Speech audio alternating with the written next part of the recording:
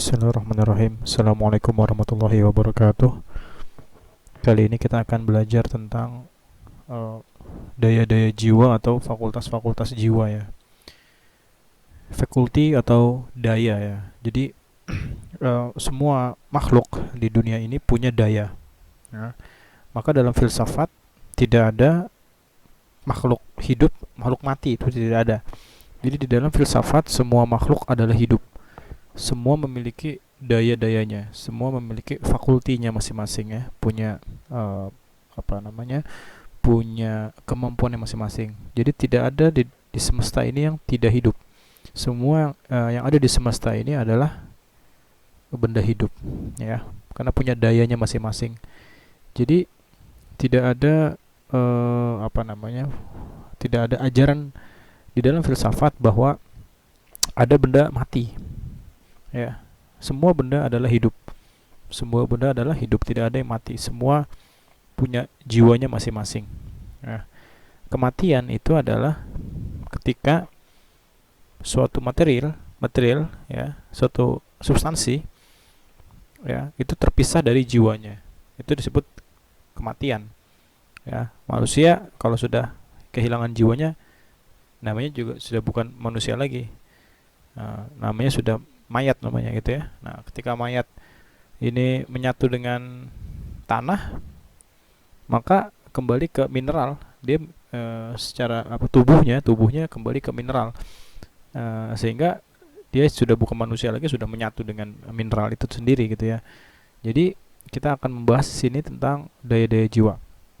Nah, yang perlu diketahui pertama adalah eh, yang pertama adalah tentang ini ya, tentang jiwa di semesta ini ada apa saja. Nah, yang perlu diketahui bahwa di semesta juga punya jiwa. Alam semesta ini punya jiwa. Ya, seluruh semesta ini punya jiwa universal ini ya. Nah, disebut jiwa universal ya. Jiwa universal. Jadi semesta ini kita gambarkan sebagai semesta, maka semesta ini punya jiwanya.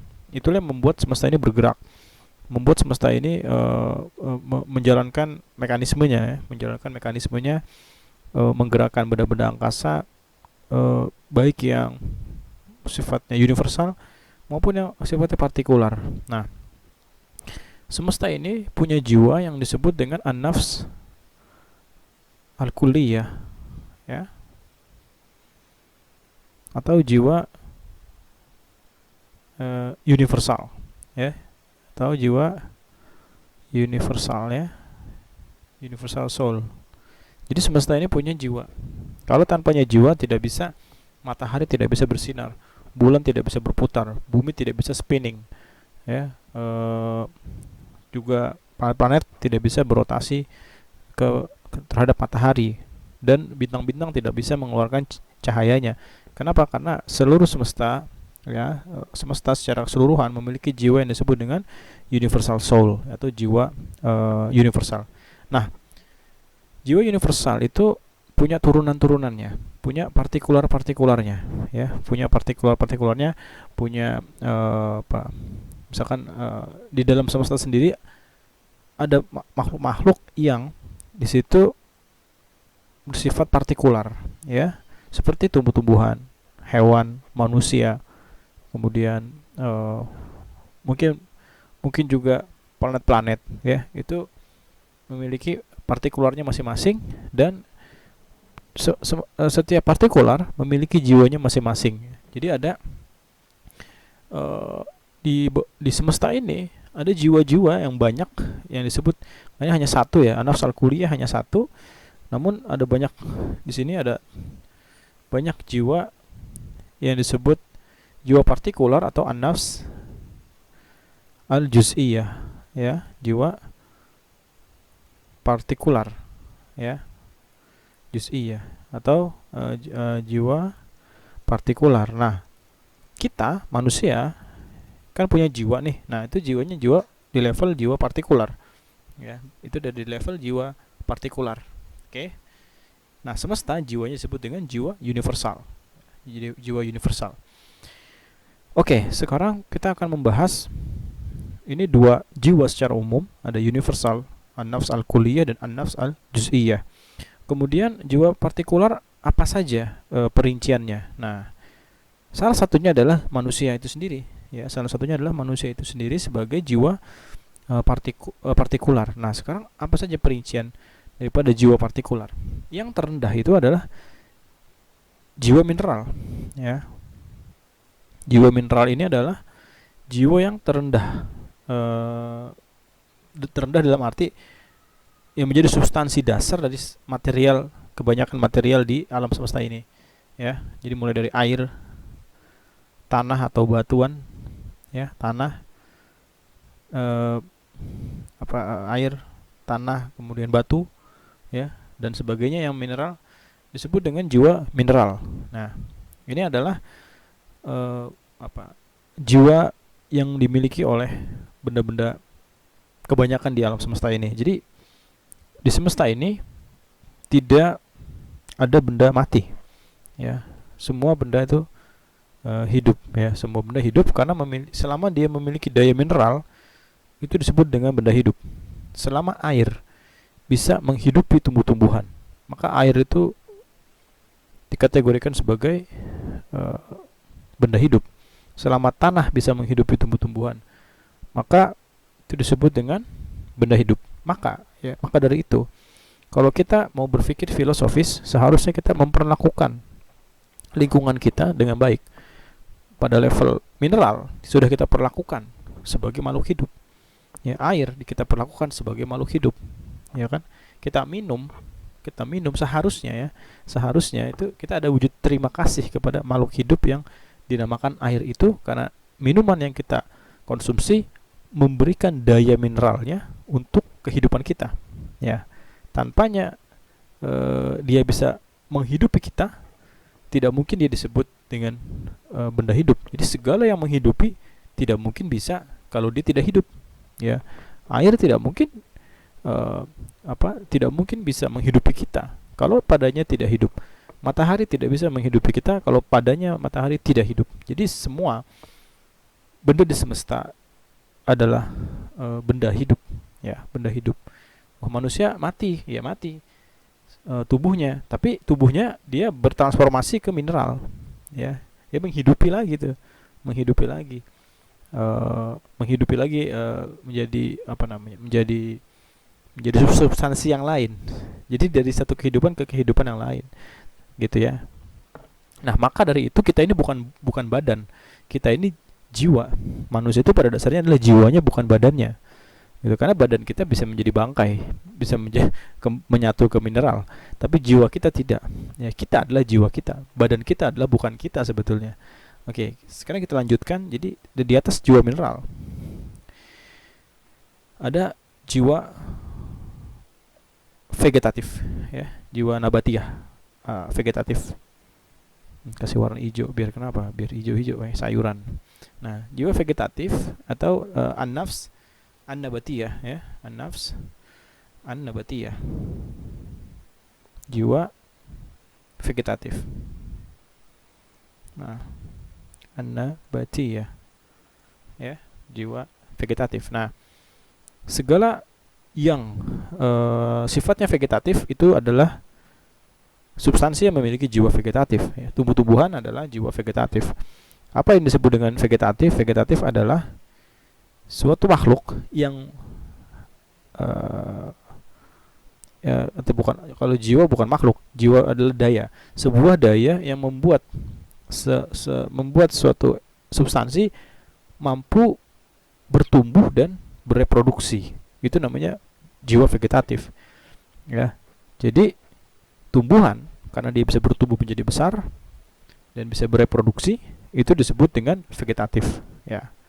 Jadi kalau ada makhluk yang hanya bisa tumbuh dan hanya bisa bereproduksi, itu disebut dengan makhluk yang berada pada level vegetatif, ya. Tumbuh-tumbuhan itu vegetatif, dia bisa bertumbuh dan bereproduksi.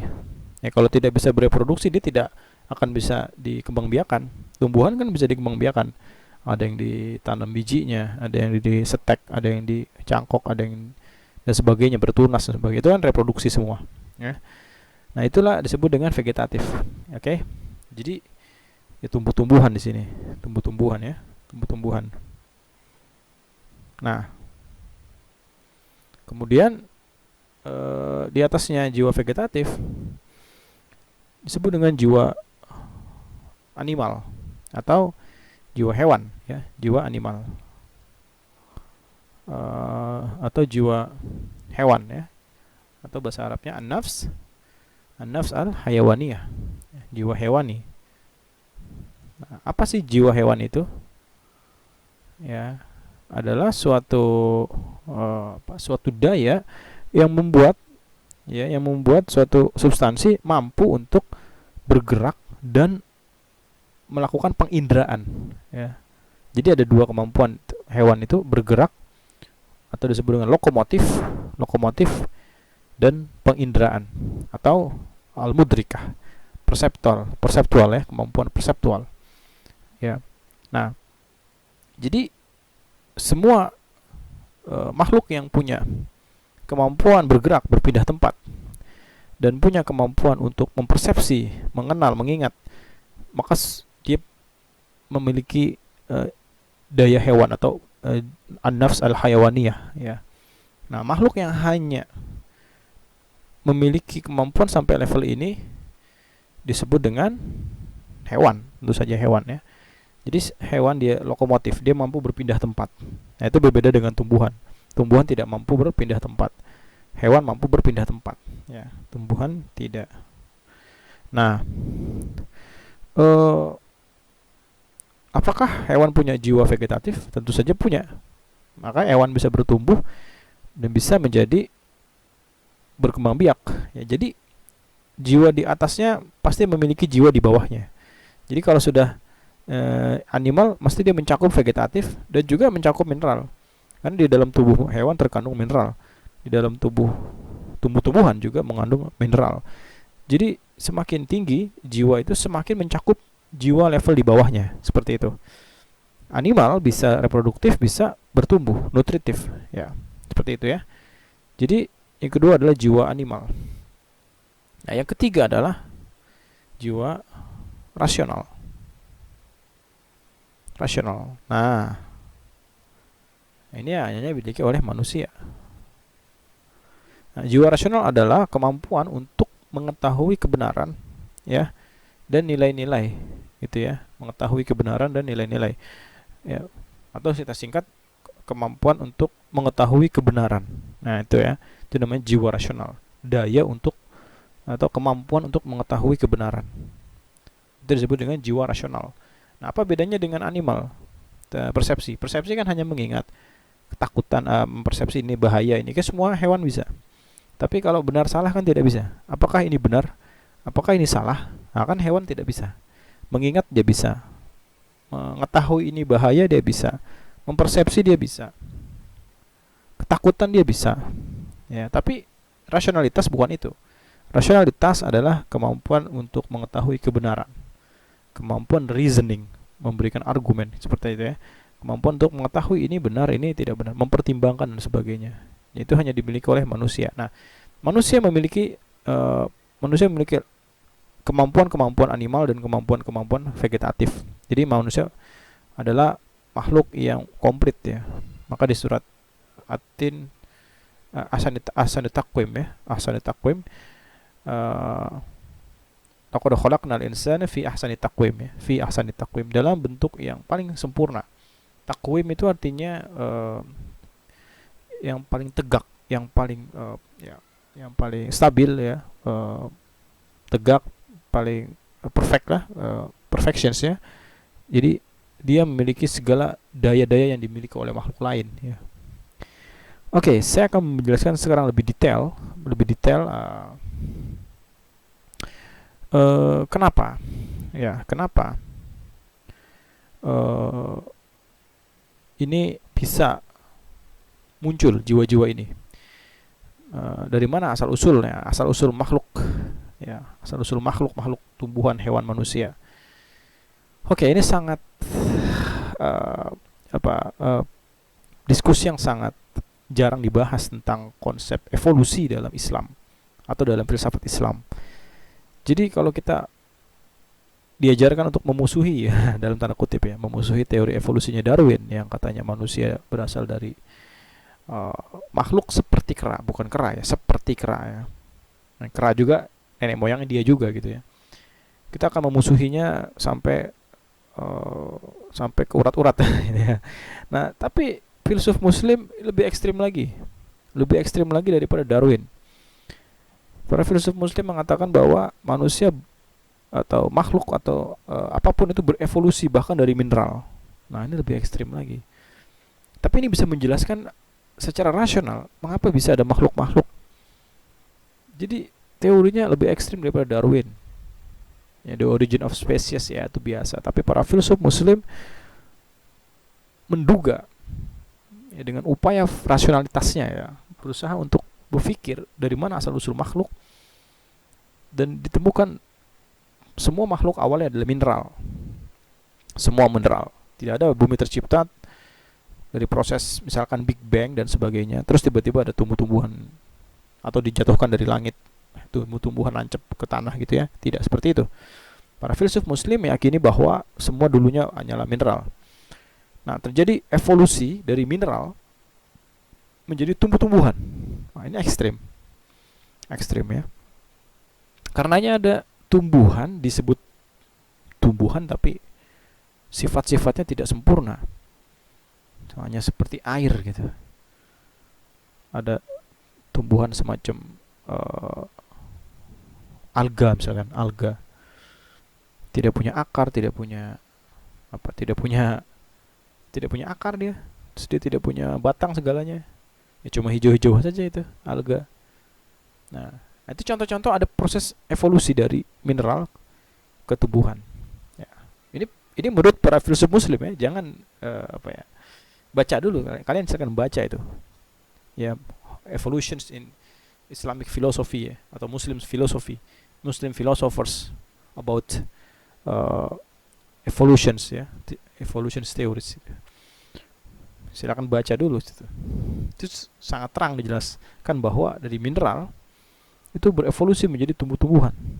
Maka tumbuhan yang tidak sempurna seperti tumbuhan, tapi mirip-mirip seperti air ya. Kemudian dari tumbuhan dia berevolusi terus, menyempurnakan dirinya tuh, menyempurnakan dirinya sehingga ada tumbuh-tumbuhan mirip hewan secara reproduktif. Misalkan dia sudah menggunakan gender, ada betina, ada jantan ya, male female gitu ya. Kemudian ada tumbuhan yang punya kemampuan untuk bergerak tapi tidak sampai bergerak seperti hewan, punya kemampuan lokomotif, enggak lokomotif ya, mungkin hanya bergerak.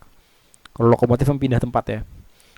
Nah, kemampuan menggerakkan badannya, tubuhnya, sudah menunjukkan adanya perubahan tumbuhan yang sederhana menjadi yang lebih kompleks gitu ya. Ada yang punya gender seperti itu. Bahkan para filsuf muslim ada yang mengatakan bahwa ada makhluk tumbuhan jiwanya sudah jiwa hewan namun terjebak di dalam tubuhnya, fisiknya tumbuhan. Nah, itu ada statement seperti itu. Silakan cari kalian itu ya, kalau mau belajar. Ada statement seperti itu. Nah, itu sesaat lagi dia akan berevolusi menjadi hewan. Nah, ini ekstrim, lebih ekstrim daripada Darwin. Ya, kalau Darwin kita berani mengutuk teorinya, sekarang berani nggak kita mengutuk teorinya ini nih? Oke, kita lanjut ya. Animal. Nah, animal juga sama. Ada hewan-hewan yang disebut hewan kok seperti tumbuh-tumbuhan. Kayak terumbu karang ya. Terumbu karang itu kan hewan tuh. Bagian besar dia hewan, bukan tumbuh-tumbuhan. Dia bisa bergoyang-goyang itu. Itu bergoyang-goyang bukan karena dia kena air, itu karena gerakan. Nah, kemampuan bergerak itu kan sudah hampir seperti hewan. Namun hewan itu dia punya lokomotif, dia berpindah tempat. Jadi dia seperti hewan tapi belum sempurna gitu ya. Nah, itu menunjukkan adanya proses evolusi. Nah, ada animal yang kecerdasannya ya nggak sampai rasional, cuma punya punya level kecerdasan yang luar biasa gitu. Hewan-hewan, salah satunya kera tadi, kera, anjing, gajah gitu. Nah, hewan-hewan lain punya kecerdasan yang mendekati tapi tidak sama ya kecerdasan manusia gitu ya. Atau kompleksitas kognitifnya sudah level tinggi gitu, ya kan? Seperti itu ya.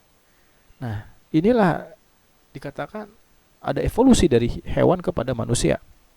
Sekarang gini aja, kalau kita mau memperdebatkan masalah evolusi ini dalam filsafat, apa sih definisi manusia?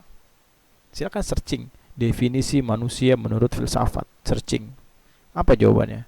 Al-insan huwa al-hayawanun natiq. Manusia adalah hewan yang berpikir, hewan yang punya rasionalitas.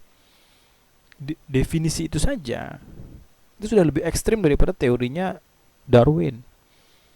Ya, kalau Darwin masih nggak ada tuh bilang manusia itu hewan. Tapi ini al-hayawanun natiq, hewan yang punya rasionalitas.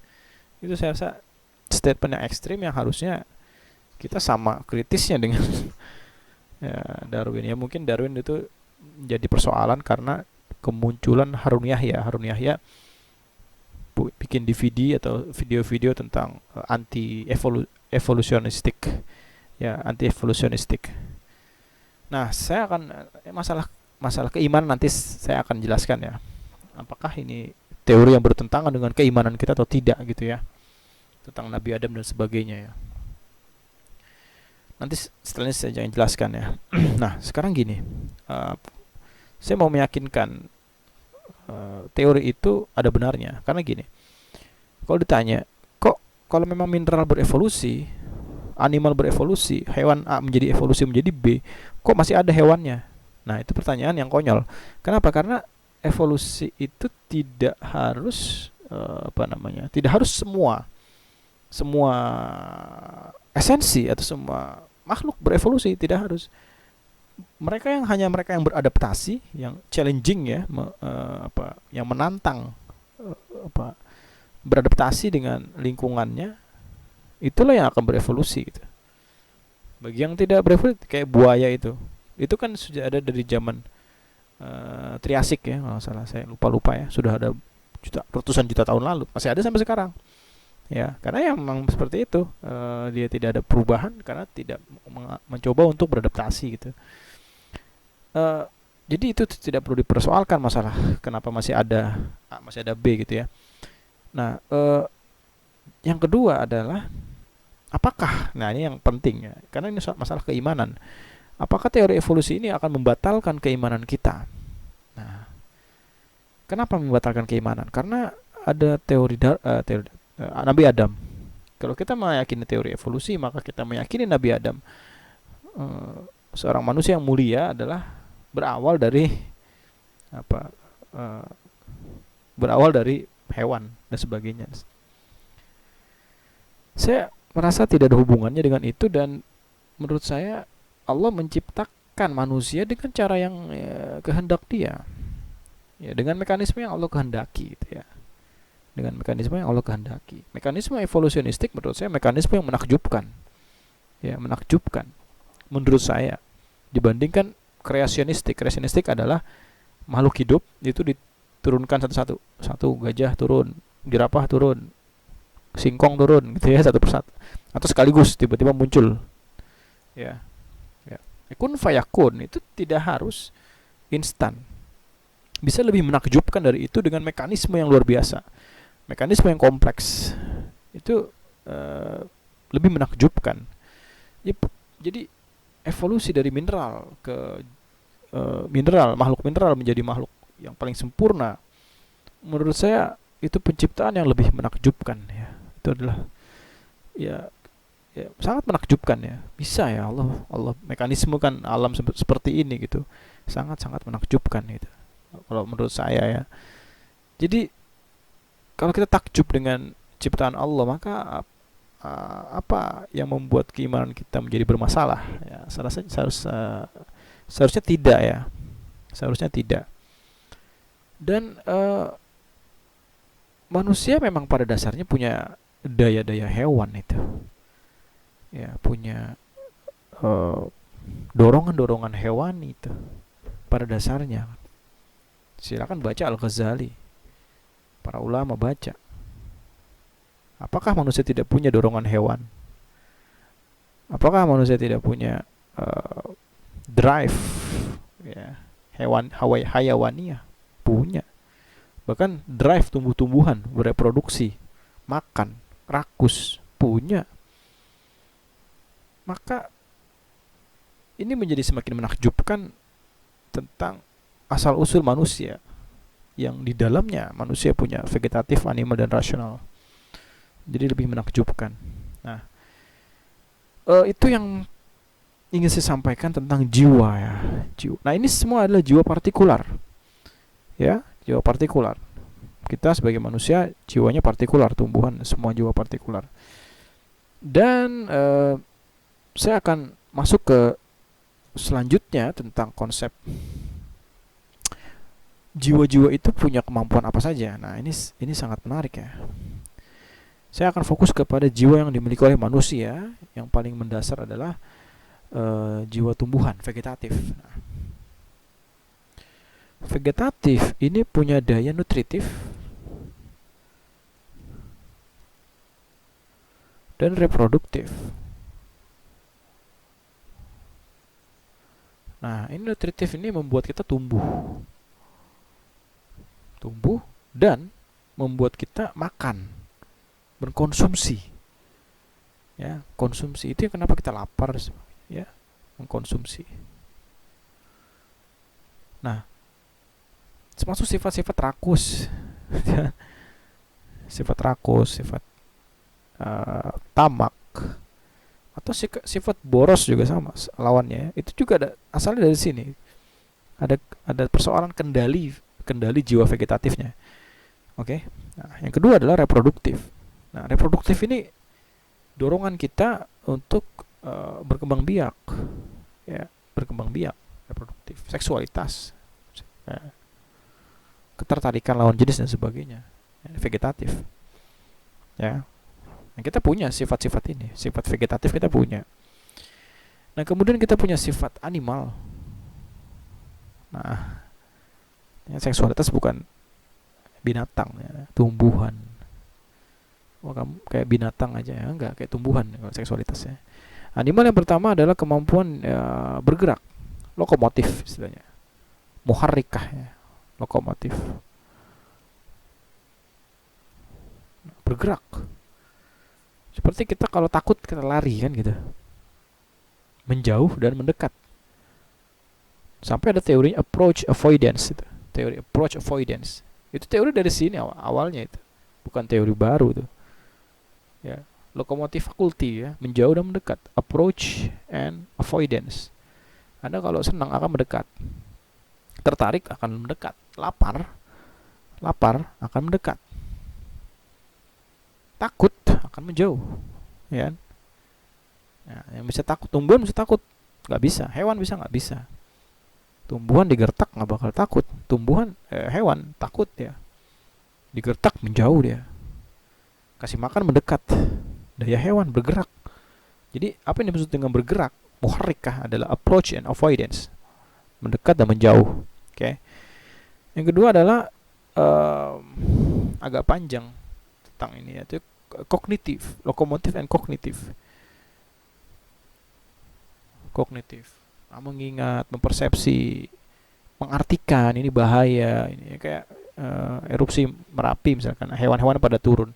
Karena dia punya perseptual, ya, kita mengartikan, mengestimasi, kemampuan kognitif dia mengestimasi gejala-gejala alam sebagai bahaya, sehingga estimatif dia memerintahkan jiwa lokomotif atau lokomotif fakulti untuk menjauh, kan gitu.